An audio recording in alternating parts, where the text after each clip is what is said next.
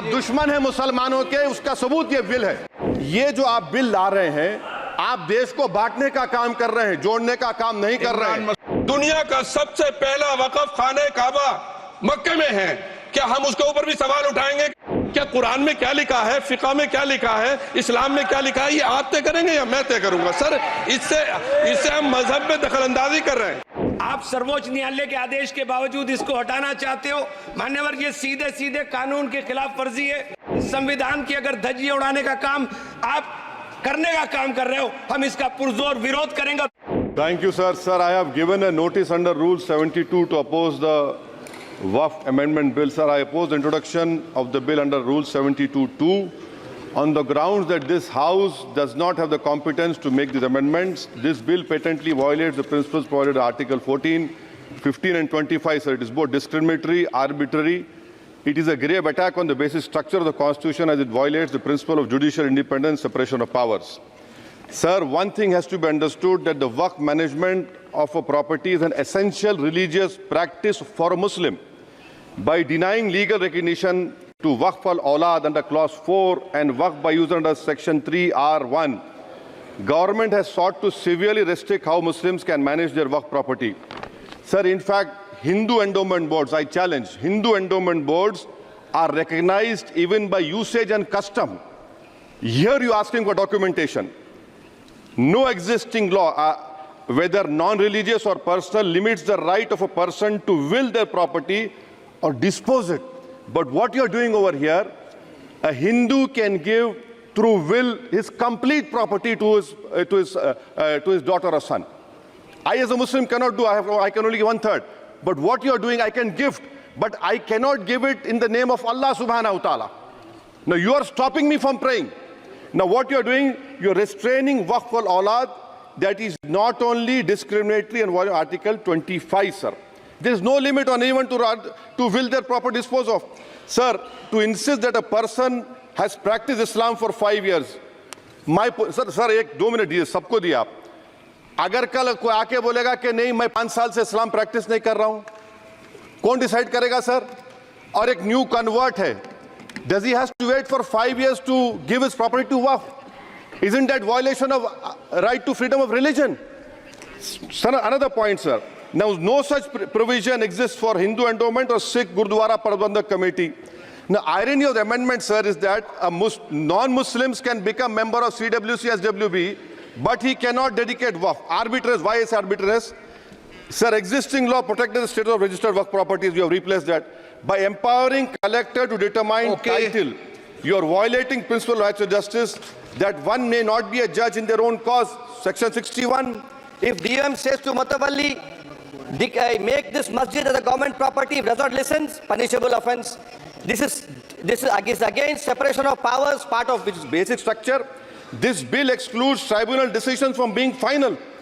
If collector has been replaced by tribunal, and who's going to sit in the tribunal? A retired government judge and a retired government employee. How can the nominee be a part of this composition, sir? In our... Okay. आप detail में बोल देना officer. Sir मैं खत्म कर रहा हूं। Secondary level officers can be appointed technical members. 83 states that joint secretary added tribunal. Waqf properties, sir, are not public properties. By removing Waqf by user, this government wants to take over Dargah, Masjid and Waqf properties. Sir, take this example of 107. You have made it more difficult to be removed. Encroachment happens. Section 37 removes protection to Waqf properties. Section 40 prejudicial amendments. And the government is, sir, government बोल रही है। Sir मैं खत्म कर रहा हूं sir, आधा minute. Government कह रहे हैं कि हम महिलाओं को दे रहे हैं। मुझे यकीन है कि आप बिल्किस बानो को और ज़किया जाफरी को मेंबर बनाएंगे, मुझे यकीन है। मैं आपसे जानना चाह रहा हूं सर कि ये जो आप बिल ला रहे हैं, आप देश को बांटने का काम कर रहे हैं, जोड़ने का काम नहीं कर रहे हैं। आप दुश्मन हैं मुसलमानों के, उसका सबूत ये बिल है। मैं वाहिद आदमी हूं इस सदन में जिसमें 1 मैन कमेटी आपके द्वारा बनाई गई सरकार के, और मैं उसमें पेश हुआ 123 प्रॉपर्टी में। जस्टिस आर्यन ने जो रिपोर्ट पेश की, आज तक वक्फ बोर्ड को नहीं बताया गया, चूंकि वो आपकी मंशा के खिलाफ थी और गवर्नमेंट की मंशा के मुताबिक नहीं थी।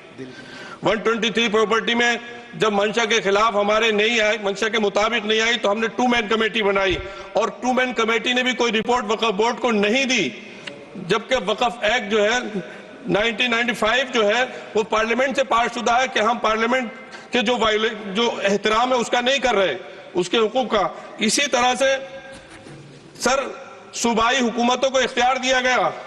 सर हिंदू एंडोमेंट में जो कर्नाटका और तमिलनाडु में है वहां कोई मुस्लिम नहीं हो सकता, और 26 में आर्टिकल 26 का वायोलेशन है। 4 धाम में ये लिखा हुआ वाज़े तौर पर कि सिर्फ हिंदू होगा।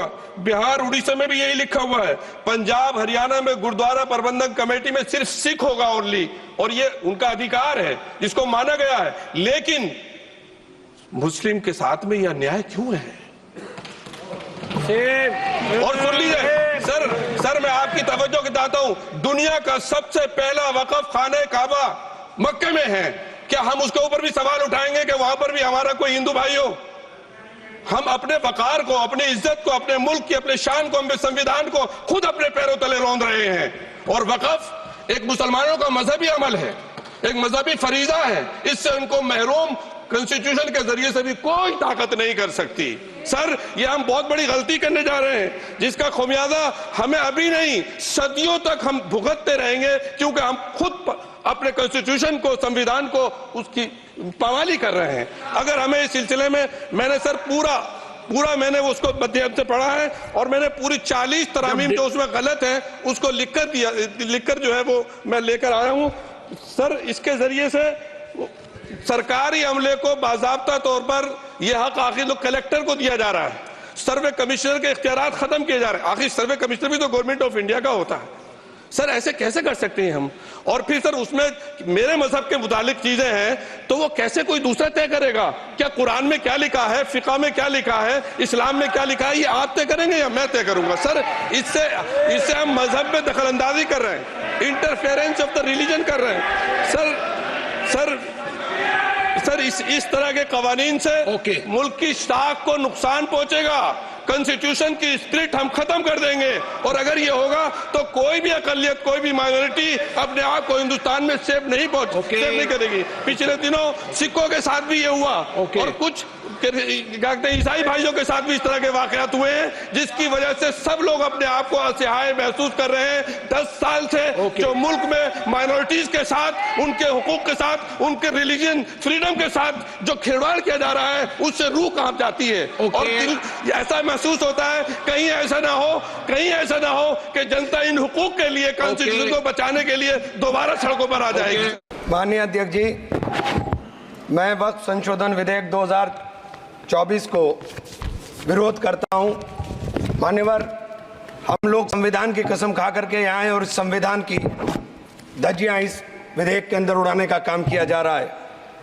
आर्टिकल 15 के अंदर धर्म, नस्ल, जाति, लिंग, जन्म स्थान के आधार पर भेदभाव करने को, मान्यवर मैं आपकी हंसी को समझ रहा हूं, लेकिन ये बहुत गंभीर और महत्वपूर्ण विषय है। अभी हमारे माननीय सदस्य कह रहे थे कि मंदिर और मस्जिद के मसलों में फ़र्क नहीं कर पा रहे।